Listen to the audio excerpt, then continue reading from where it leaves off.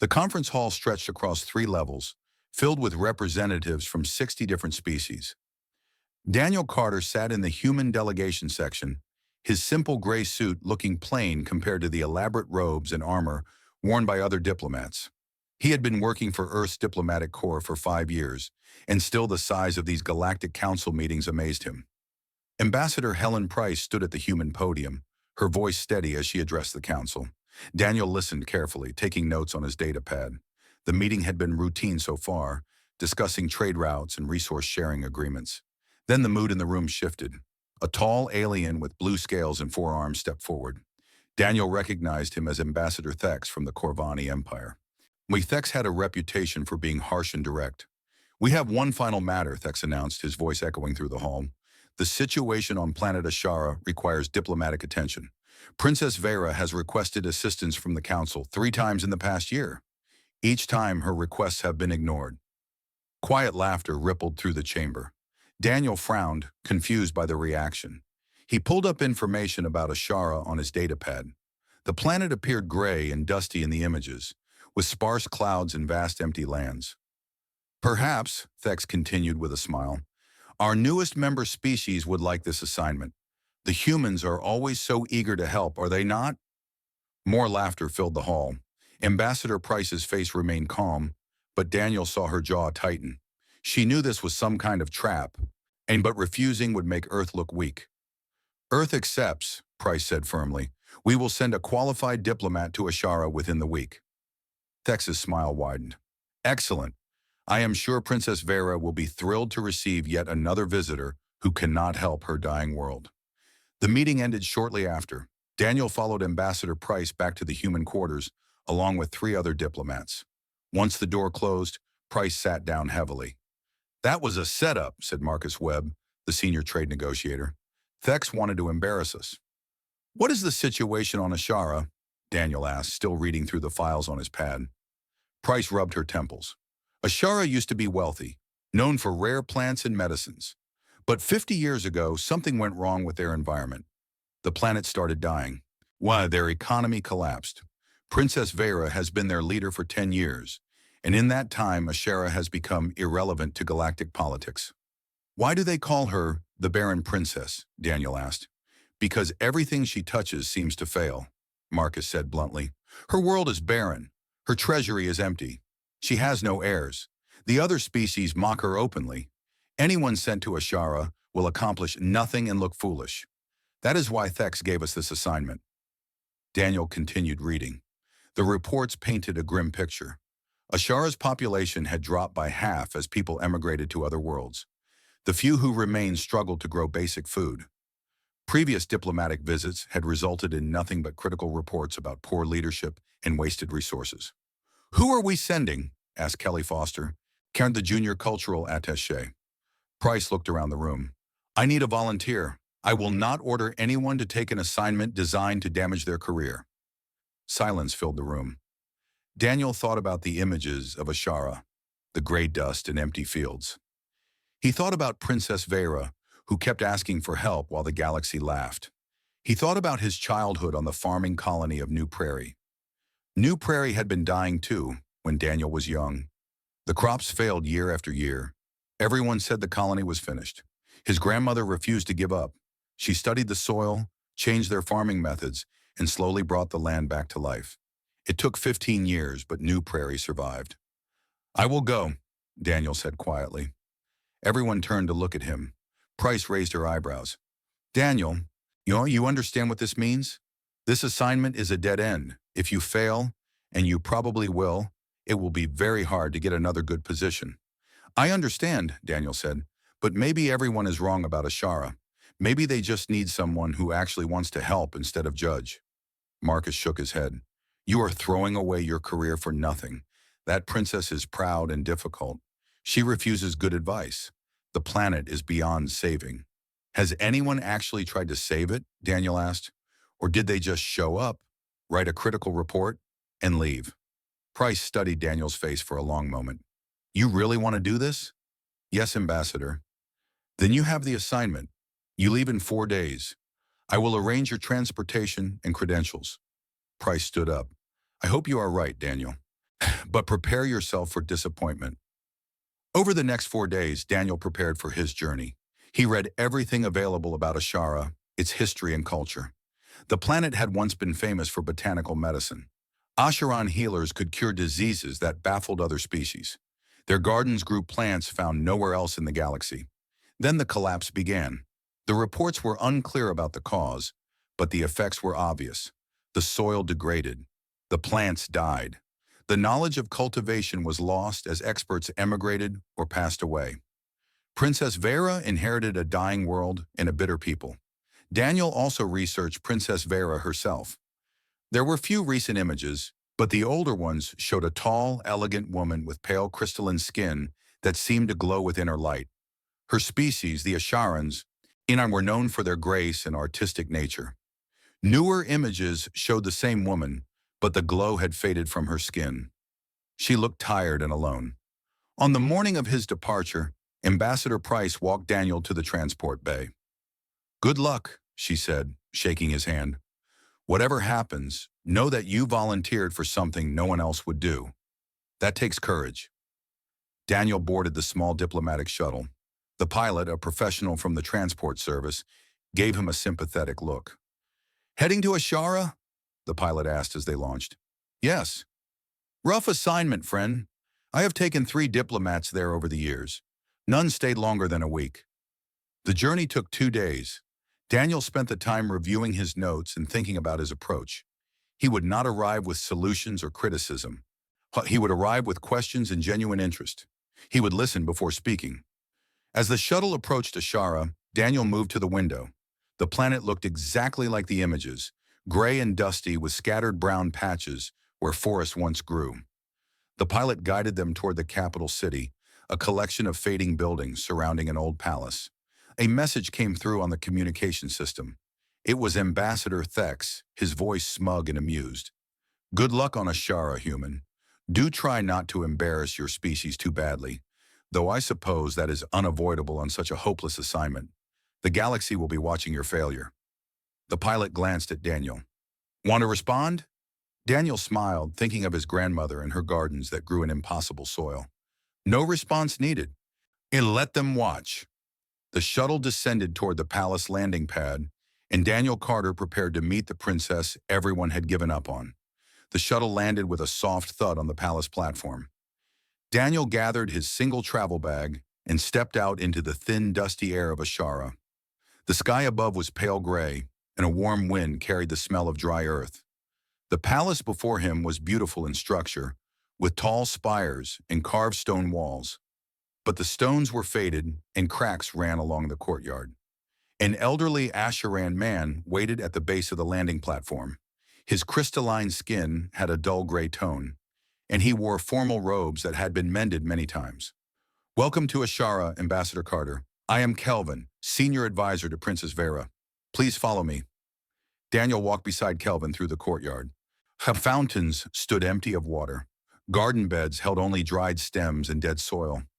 Statues of beautiful figures watched over spaces that should have been filled with life. Yet Daniel noticed the care in the stonework, the artistic detail in every archway and column. "Your planet has remarkable architecture," Daniel said. Kelvin glanced at him with surprise. "You are the first visitor in 3 years to comment on anything besides our failures." They entered the palace through tall doors. Inside, the hallways were clean but sparse. Artwork had been removed from walls, likely sold to buy food and supplies. Kelvin led Daniel through several corridors until they reached a large receiving room. "Princess Vera will join you shortly. She asked that I remind you of proper protocol. Yes, you will address her as Your Highness and wait for her permission before speaking." "Of course," Daniel said. Kelvin nodded and left. Daniel stood in the receiving room, looking at the few remaining decorations. Tapestries hung on 2 walls, showing scenes of beautiful gardens filled with colorful plants and happy people. The contrast between those images and the current reality of Ashara was painful. The door opened and Princess Vera entered. She was taller than Daniel expected, nearly 7 feet in height. Her crystalline skin was pale, almost colorless, but her posture was perfectly straight. She wore a simple gown of deep blue, and her hair, which seemed to be made of fine silver threads, was pulled back in a traditional style. Her eyes were the color of storm clouds, and they looked at Daniel with clear suspicion. Ambassador Carter, she said, her voice formal and cold. Welcome to Ashara. Please sit. They both sat in chairs facing each other. A younger Asharan woman brought in a tray with 2 cups of pale tea and then quickly left. I assume you know why you are here, Vera said. The Galactic Council has sent you to evaluate our situation and write another report about how poorly I manage my planet. Actually, Your Highness, I volunteered to come here, and I did not come to evaluate or judge. Vera's expression did not change. Then why did you come? Let me save you time, Ambassador. Ashara is dying. Our soil produces almost nothing. Our population shrinks every year. Our treasury is nearly empty. Our knowledge of botanical cultivation, which made us famous, has been lost. I have requested help from the Council 3 times, and each time I received only criticism or silence. You are here because your ambassador needed to accept an assignment no one else wanted. Daniel sipped his tea. It was bitter but had an interesting herbal quality. Your Highness, may I ask you some questions? You may ask whatever you wish. I have nothing to hide. What did Ashara look like before the collapse? Vera blinked, clearly not expecting that question. Why does that matter? Because I want to understand what was lost, what you are trying to save. For the first time, Vera's cold expression softened slightly. She looked at the tapestries on the wall. Ashara was covered in gardens, not just decorative gardens, but vast fields of medicinal plants. Our people were healers and botanists. Species came from across the galaxy to study with our experts or buy our medicines. Our capital city was green and filled with flowers. The air smelled sweet. Our rivers ran clear and full. What happened? Daniel asked gently. We do not know exactly. About 50 years ago, the plant started dying. At first it was slow, then it accelerated. Our scientists could not determine the cause. Some said it was a disease in the soil. Others believed climate patterns had shifted. By the time I became princess, the knowledge of how to cultivate our rare plants had been lost. The experts had died or left. The young people emigrated, seeking better lives elsewhere. I inherited dust and failure. Did anyone try to help? Vera's voice turned bitter. Help? The council sent evaluators who told me I was incompetent. They said Ashara had mismanaged its resources.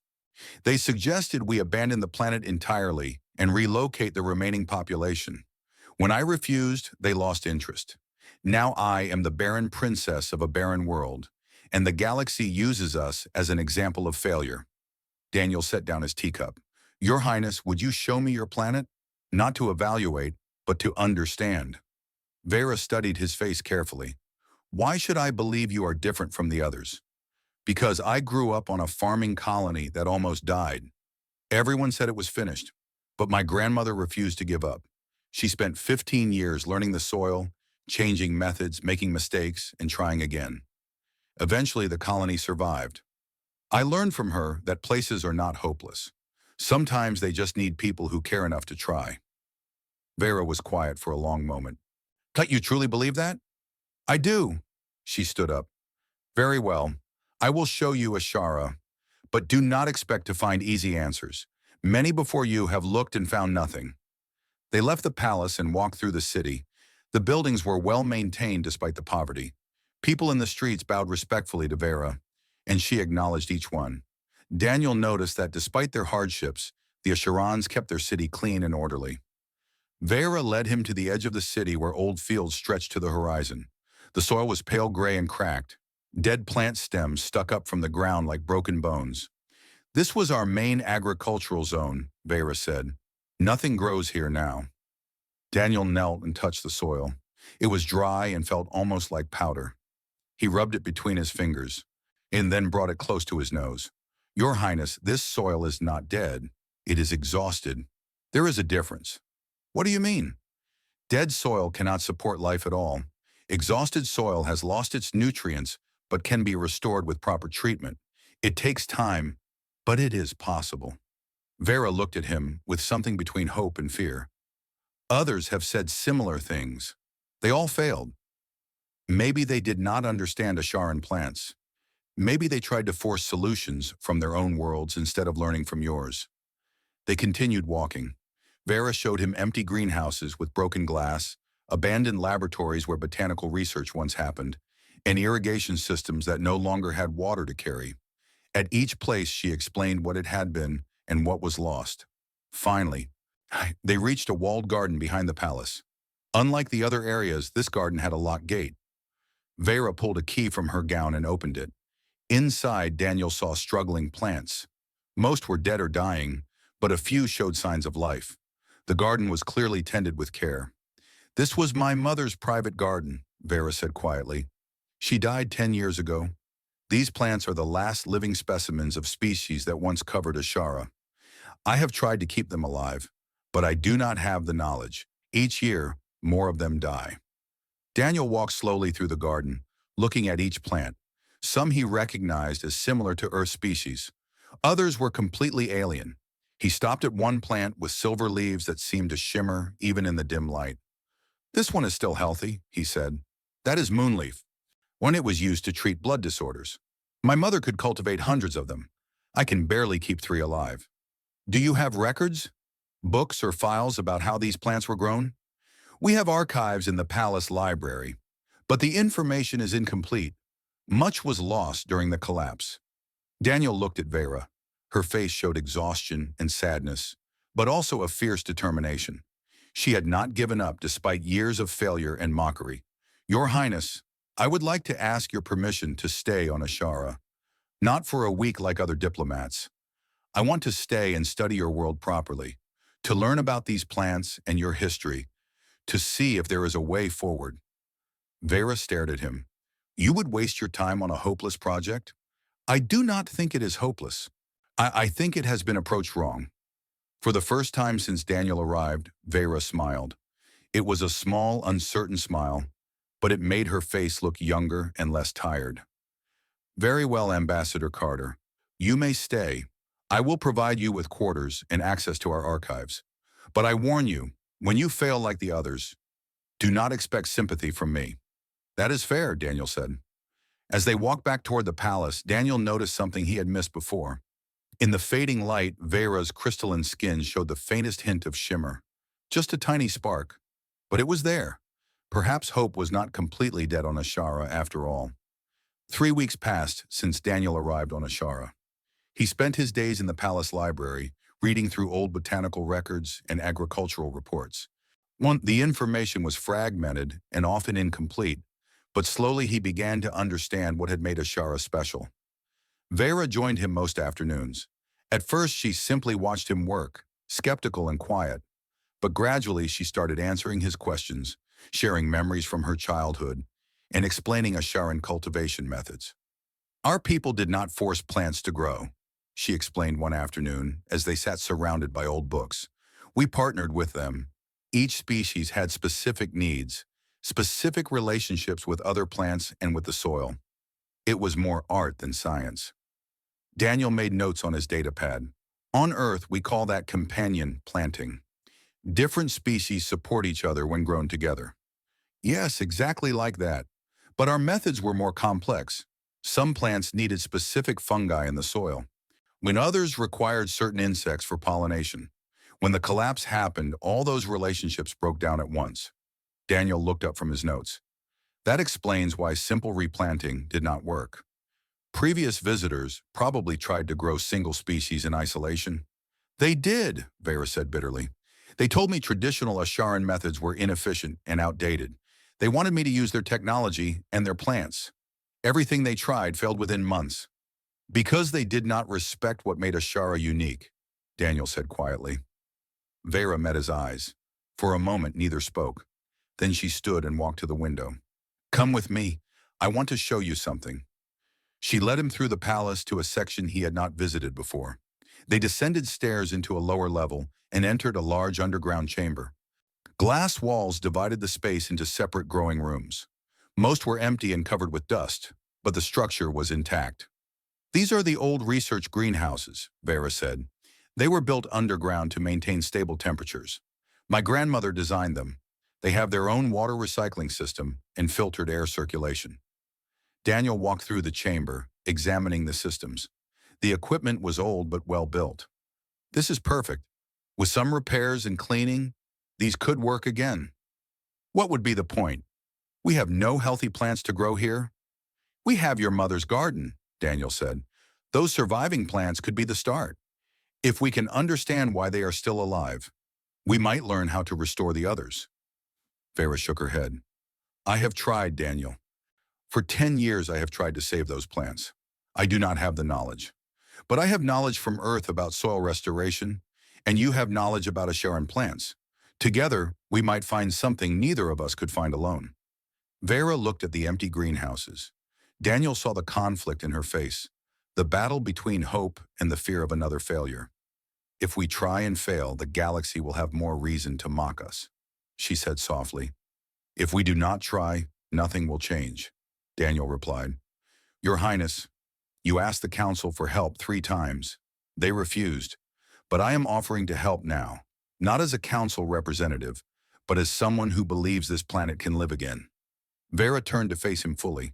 Her storm gray eyes searched his face. Why do you care so much? This is not your world. These are not your people. Daniel thought carefully before answering. Because I know what it feels like to be dismissed, to have others decide your home is not worth saving. My colony survived because one person refused to give up. Maybe Ashara just needs 2 people who refuse to give up. Vera was silent for a long time. Then slowly she nodded. Very well. We will try. But we start small and tell no one. I will not give the galaxy another chance to laugh at Asharan failure. They began work the next day. Daniel contacted his friend Lisa Morgan on Earth using secure communications.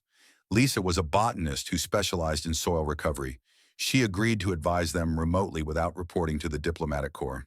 Send me soil samples from different areas, Lisa said over the video link, and detailed descriptions of your native plants. I will analyze what you are working with. Daniel and Vera spent days collecting samples.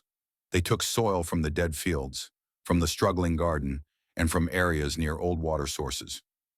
Daniel carefully documented each location while Vera provided historical information about what had grown there. They also began cleaning one of the underground greenhouses. Kelvin and 2 other palace staff joined them, curious about what they were doing. Vera did not explain fully, just said they were conducting an experiment. Your Highness, you should not be doing manual labor, Kelvin protested as Vera scrubbed glass walls. My mother built these greenhouses with her own hands, Vera replied. I can certainly clean them. Daniel noticed something during those days of work. When Vera focused on the greenhouse project, her movements became more energetic. The dullness in her crystalline skin decreased slightly. She was still pale, but tiny flickers of light appeared occasionally, like distant stars. After 2 weeks of preparation, Lisa sent back her analysis. Your soil is badly depleted of nitrogen and several key minerals, she explained over the video call. But the structure is good. With proper amendment and time, it can recover. The interesting thing is that I found traces of unique organic compounds in the samples from the old garden. They do not match anything in Earth's database. Those compounds probably came from Asharan plants, Vera said, leaning close to the screen. Our species produced specific nutrients that enrich the soil. Exactly, Lisa said, which means you need to restore the plants and the soil together. One will not work without the other. Daniel, you will need to create a closed system. Start with your healthiest specimens in controlled conditions. Let them begin enriching the soil, then gradually expand. Daniel and Vera looked at each other. Your mother's garden, Daniel said. We take cuttings from the surviving plants, Vera added, understanding. Grow them in the greenhouse with treated soil. If they thrive, we know the approach works. They started that same day. Vera carefully took cuttings from the 3 healthiest plants in her mother's garden. Her hands trembled slightly as she worked. I have tried taking cuttings before, she admitted. They always died. Because you were trying alone, Daniel said. This time we try together. They planted the cuttings in carefully prepared soil in the underground greenhouse. Daniel had mixed the Asharan soil with nutrient compounds based on Lisa's recommendations. Vera arranged the cuttings according to traditional Asharan methods, spacing them to support each other. For the next month, they tended the greenhouse every day. Daniel monitored moisture and temperature. Vera checked the plants for signs of growth or disease. Kelvin brought them meals so they would not have to leave. Some cuttings died. Each loss hurt, especially for Vera. But others began to show new growth. The moonleaf cutting sprouted tiny silver leaves. A plant called sunroot developed strong stems. A third species, which Vera called whisper vine, sent out delicate tendrils. 2 months after Daniel arrived on Ashara, they stood in the greenhouse looking at their small success. 8 healthy plants grew where before there had been nothing. Vera reached out and gently touched a moonleaf leaf. Her fingers trembled. "They are growing," she whispered. "They are actually growing." Daniel smiled. "They are. And look at the soil around them. It is already darker than when we started." "The plants are enriching it, like they used to," Vera said. She turned to Daniel, and her eyes were bright with unshed tears.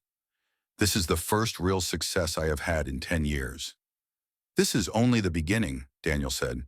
"We have a long way to go, but now we know it is possible." Vera wiped her eyes quickly. When she looked at Daniel again, her expression was different. The cold suspicion was gone, replaced by something warmer. "I was wrong about you," she said.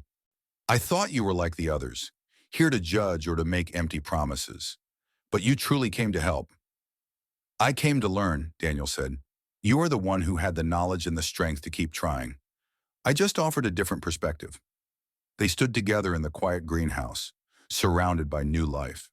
Vera's skin glowed softly in the artificial light, brighter than Daniel had ever seen it. Above them, the palace waited. Beyond that, the dead fields stretched to the horizon. But here, in this small space, hope had taken root. "What do we do next?" Vera asked. "We expand carefully," Daniel said. "Clean another greenhouse. Take more cuttings.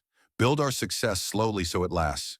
And when we are ready, we show Ashara that their world can live again."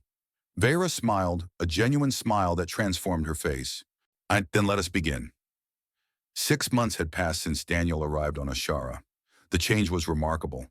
4 underground greenhouses now operated at full capacity, filled with growing plants. The soil in each greenhouse darkened steadily as the Asharan species enriched it. Vera's people, seeing real progress for the first time in decades, began volunteering to help with the work. Daniel stood in the largest greenhouse, teaching a group of young Asharans about soil testing. Vera worked nearby, showing them proper cutting techniques. Her crystalline skin now glowed with steady light, and her movements had regained the grace her species was known for. "The key is patience," Vera explained to her students. "These plants cannot be rushed. They grow according to their own nature." One of the young Asharans, a woman named Claire, raised her hand. "Your Highness, my grandmother used to be a cultivator. She left Ashara when I was small. Should I contact her? Tell her we are growing again?" Vera glanced at Daniel before answering. "Not yet. We want to be certain our success is stable before we share news widely. But soon, Claire. Very soon." After the lesson ended, Daniel and Vera walked to her private office. Kelvin waited there with an urgent expression. "Your Highness, we have received a message from a trading vessel. They are requesting permission to land. They say they need medical supplies urgently." "What kind of supplies?" Vera asked. "Treatment for blood fever. They have a crew member who is very sick. They heard rumors that Ashara might have moonleaf available." Vera and Daniel exchanged looks. Moonleaf was one of their most successful plants. They now had 30 healthy specimens producing leaves. "How did they hear those rumors?" Daniel asked. Kelvin shifted uncomfortably. "Claire may have mentioned it in a message to her sister on another world. The information spread through merchant networks." Vera sighed but did not look angry. "It was bound to happen eventually. Tell the trading vessel they may land. We will see what we can do." The trading ship arrived 3 hours later. The captain, a scarred alien named Quinn from a species Daniel did not recognize, came to the palace with desperation in his eyes. "Princess Vera, my engineer is dying. Blood fever is spreading through his system. I have tried every medical facility within 10 days' travel. None have moonleaf. They say it has not been available for years. But I heard a merchant say he heard from someone that Ashara might have some." Vera stood tall, her diplomatic training evident. "We do have moonleaf. However, our supply is limited and very precious. What can you offer in trade?" Quinn pulled out a data pad. "I have standard currency, some rare metals, and information about trade routes. I will give you everything I have, please. My engineer is a good man with a family. Daniel watched Vera carefully consider. This was her first real negotiation in years. She could ask for an enormous price, and Quinn would pay it. But he also saw the compassion in her eyes as she thought about the dying engineer. I will give you enough moonleaf to cure your engineer, Vera said finally. In exchange, I want fair market value in currency, and I want you to spread accurate information. Honor tell other merchants that Ashara is producing medicinal plants again. Tell them we will trade fairly with those who approach us respectfully. Quinn's relief was visible. Yes, Your Highness, I will tell everyone. Thank you. After Quinn left with the moonleaf, Daniel found Vera standing at her window, looking out over the city. You could have charged him much more, Daniel said gently. I could have, Vera agreed, but we are not trying to become rich. We are trying to rebuild trust. If word spreads that Ashara trades fairly, more will come.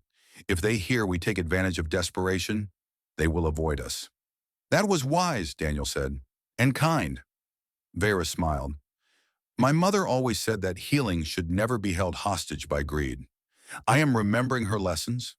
Over the next month, 3 more trading vessels arrived. Their word was spreading faster than expected. Each captain had heard that Ashara had rare medicinal plants available. Vera negotiated carefully with each one, building a reputation for fair dealing. Then, on a morning when Daniel was working in the greenhouse, Kelvin rushed in with a troubled expression. Ambassador Carter, there is a ship landing now without permission. It bears Galactic Council markings. Daniel's stomach tightened. He found Vera in her office, already receiving the transmission. Ambassador Thex's face filled the screen. Princess Vera, I am arriving for an unscheduled inspection. Recent reports suggest unauthorized activity on Ashara. As a council member, I have the authority to investigate. The transmission ended before Vera could respond. She looked at Daniel with worry clear in her eyes. He knows about the trade vessels, she said. He will try to stop what we have built. He has no authority to stop legitimate trade, Daniel said. Authority does not matter to Thex. He will find a way to make us look bad. An hour later, Thex arrived at the palace with 2 assistants. He was tall and imposing, his blue scales gleaming in the light. His forearms gestured dramatically as he spoke. Princess Vera, explain these reports of sudden medicinal plant availability. 6 months ago, this planet was barren. Now traders claim you have rare specimens for sale. Where did these plants come from? We grew them, Ambassador Thex, Vera said calmly. We have been restoring our traditional cultivation methods. Impossible. Your people lost that knowledge decades ago. I suspect you are obtaining plants illegally from other worlds and claiming they are Asharan. Daniel stepped forward. Ambassador, would you like to see our greenhouses? We can show you exactly how we grew these plants. Thex's eyes narrowed as he looked at Daniel. Ah, yes, the human. I had almost forgotten Earth sent someone here. Still wasting your time on this dead world, I see. Ashara is not dead, Daniel said evenly. It is recovering. We shall see, Thex said. Show me these greenhouses. They led Thex and his assistants to the underground growing chambers. As they descended the stairs, Daniel saw Thex's confident expression begin to change. The greenhouses were undeniably impressive, filled with healthy plants in organized rows.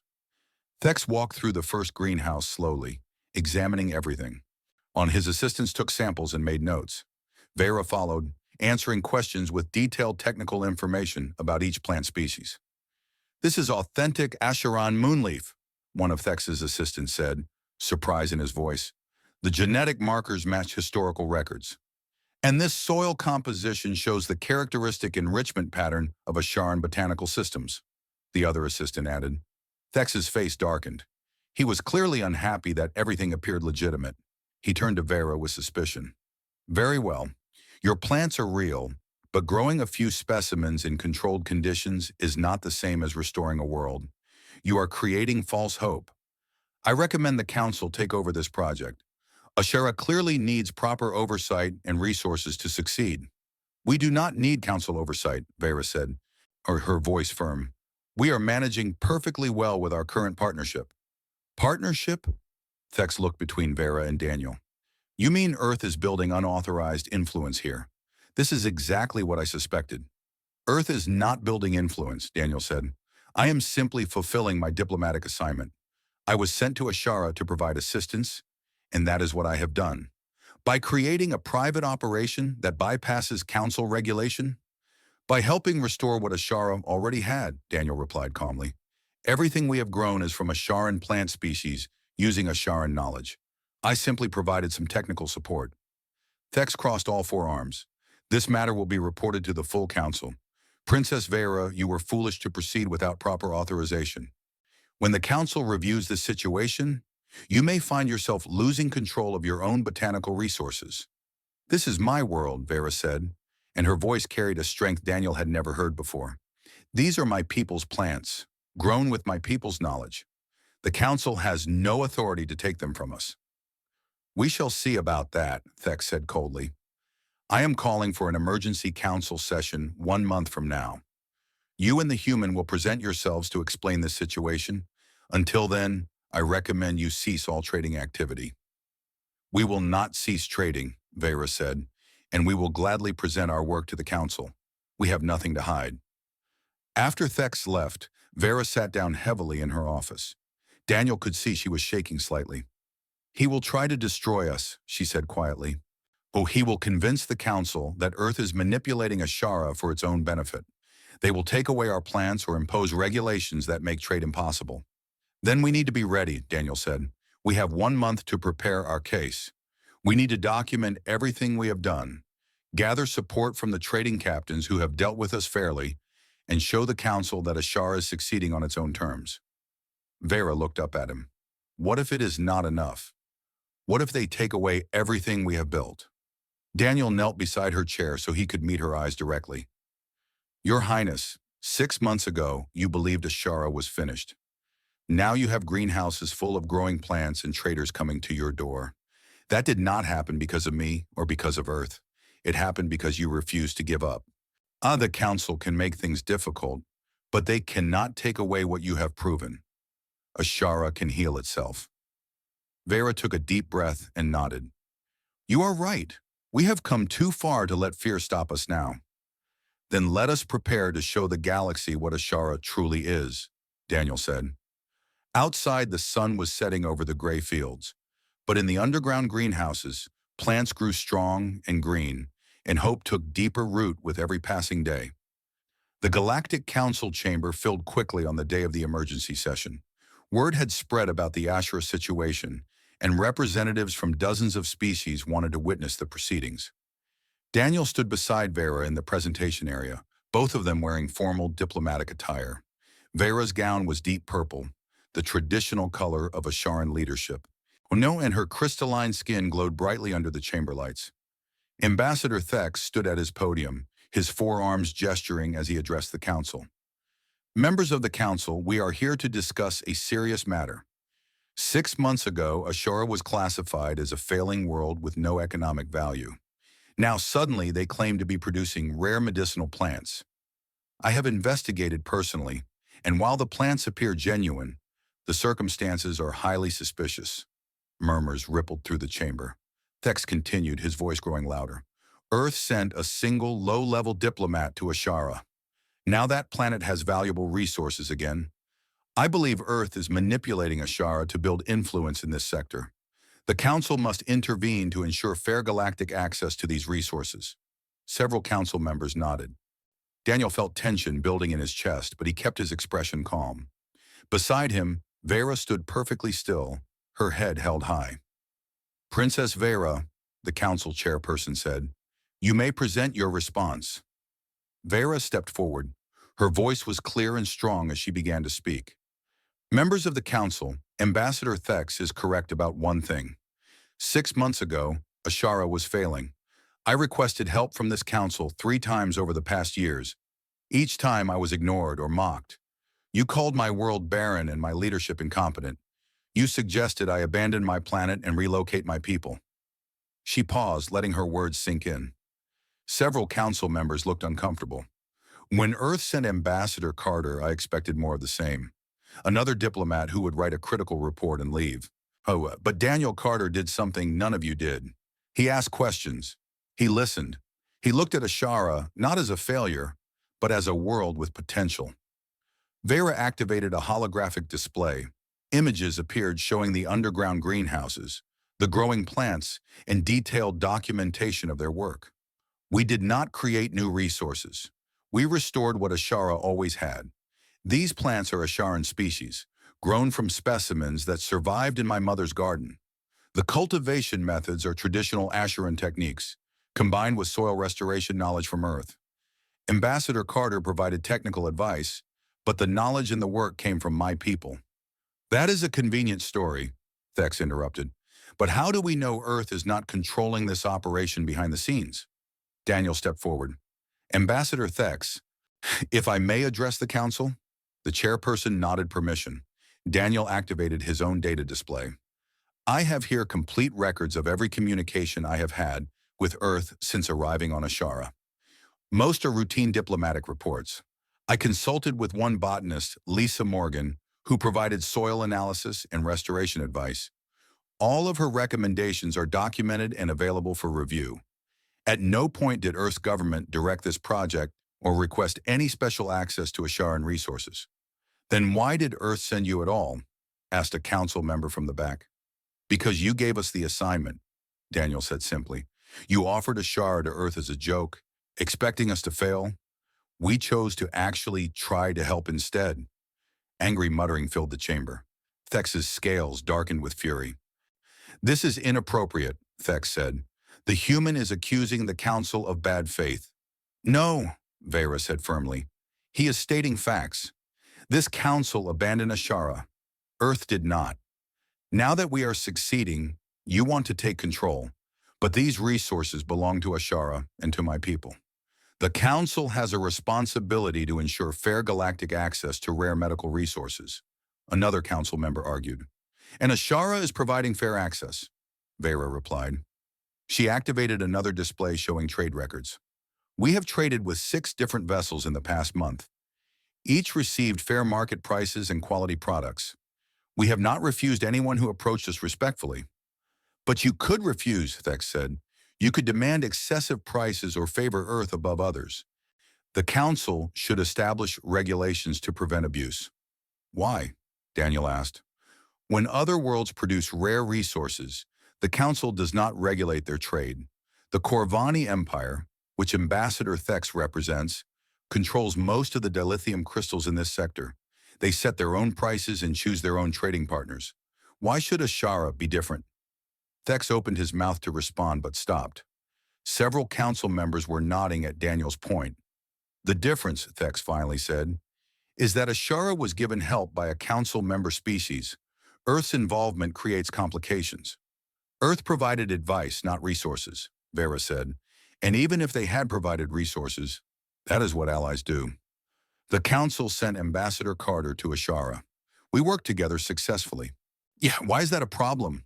The chairperson called for order as debates broke out across the chamber. After several minutes, she spoke again. Princess Vera, Ambassador Carter, please wait outside while the council deliberates. Daniel and Vera left the chamber and sat in the waiting area. Vera's hands were shaking slightly, though her expression remained composed. That could have gone better, she said quietly. You were magnificent, Daniel said. You defended Ashara with strength and dignity. But will it be enough? They waited for 2 hours. Finally, the chamber doors opened, and they were called back inside. The chairperson stood at the central podium. The council has reached a decision. After reviewing the evidence and considering the arguments, we have determined that Ashara's botanical restoration project is legitimate and was conducted appropriately. Earth's involvement was consistent with normal diplomatic assistance between allied worlds. Relief flooded through Daniel. Beside him, Vera's glow brightened noticeably. However, the chairperson continued, the council recommends that Ashara establish clear trade policies and make them publicly available. This will ensure transparency and prevent future disputes. We accept that recommendation, Vera said. Furthermore, Earth and Ashara are commended for their successful partnership. This serves as an example of constructive cooperation between species. Thex stood abruptly. Chairperson, I must protest this decision. Your protest is noted, Ambassador Thex, but the decision stands. The session ended shortly after. As delegates filed out, several approached Vera to offer congratulations or express interest in trade. Daniel noticed that many who had previously ignored or mocked Ashara now treated Vera with respect. Captain Quinn, the trader whose engineer they had saved, was waiting outside the chamber. "Your Highness," he said with a deep bow, "I testified on your behalf, told them how fairly you treated me when I was desperate. Several other captains did the same." "Thank you, Captain Quinn," Vera said warmly. "Your support meant everything." After the crowd dispersed, Daniel and Vera stood alone in the corridor. "We did it," Vera said softly. "The council recognized Ashara's right to control our own resources." "You did it," Daniel corrected. "You fought for your world when everyone else had given up on it." Vera turned to face him fully. "I could not have done this without you. You saw potential when I could barely see hope. You taught me that asking for help from the right partners is not weakness. And you taught me that strength comes in many forms," Daniel said. "You never stopped trying, even when the galaxy laughed at you. That is true courage." They stood in comfortable silence for a moment. Then Vera smiled, a brilliant expression that made her skin shimmer like starlight. "What happens now?" she asked. "Now we go home to Ashara and continue the work. We have 4 greenhouses running. Let us make it 8, then 16. We have shown the galaxy that Ashara can heal. Now we prove that healing is permanent. And Earth, will you stay?" Daniel thought about his diplomatic career, about the opportunities waiting elsewhere. Then he thought about moonleaf plants growing in underground greenhouses, about Vera's determination, about the Asheran people who were learning to hope again. "If Ashara will have me, I would like to stay. There is still much work to do." Vera's smile widened. "Ashara would be honored to have you stay, Ambassador Carter." They walked together to the transport bay where their shuttle waited. As they flew back toward Ashara, Daniel looked out the window. The planet still appeared mostly gray from space, but he knew that beneath the surface, in underground greenhouses and in Vera's garden, green life was growing stronger every day. "Daniel," Vera said as they descended toward the palace, "my people are planning a celebration tonight to mark our victory at the council. Will you join us?" "Of course," Daniel said. That evening, the palace filled with music and laughter for the first time in years. Asharans gathered in the great hall, and Vera moved among them with grace and joy. Her crystalline skin glowed so brightly that she seemed to light up the entire room. Daniel stood near a window watching the celebration. Kelvin approached with 2 cups of Asharan wine. "Ambassador Carter, I must apologize. When you first arrived, I thought you were wasting your time. I did not believe anything could save Ashara." "You were protecting your princess from more disappointment," Daniel said. "That is loyalty, not doubt." "Perhaps," Kelvin said, "but you proved that sometimes belief matters more than logic." Vera found Daniel later as the celebration continued. She led him out to her mother's garden, now thriving under the night sky. The plants glowed softly in the darkness, their own natural luminescence restored. "This is where it began," Vera said, "with 3 struggling plants and a human who refused to see failure." "No," Daniel said gently, "it began with a princess who kept those 3 plants alive through 10 years of despair. I just helped you remember your own strength." Vera looked up at the stars. "The galaxy sees us differently now. We are no longer the barren princess and the dying world. We are partners who proved everyone wrong." "What will you do with that new reputation?" Daniel asked. "Build something lasting," Vera said.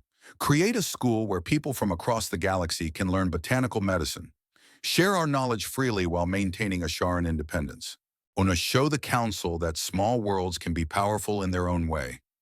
"That sounds perfect," Daniel said. They stood together in the garden, surrounded by growing things, while above them the stars watched in silent approval. The galaxy had mocked the humans sent to the barren princess, but together they had transformed doubt into hope, failure into success, and isolation into partnership. Ashara was healing, and its princess shone like the star she had always been meant to be.